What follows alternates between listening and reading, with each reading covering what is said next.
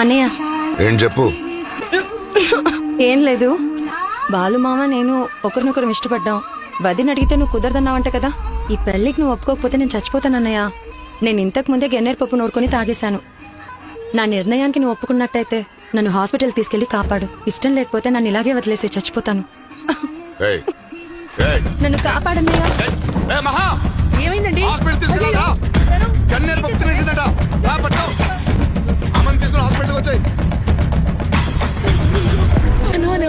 గన్నేరు పప్పు తిన్నది ఇక్కడికి ఏమైనా తీసుకొచ్చా? అలా ఎవరిని తీసుకురాలేదే. తనని ఎవరైనా తీసుకొచ్చారా? లేదు సార్, ఎవరిని తీసుకురాలేదు. నా కొడుకు దాన్ని ఎక్కడికి తీసుకెళ్లి ఉంటాడో నాకు తెలుసు.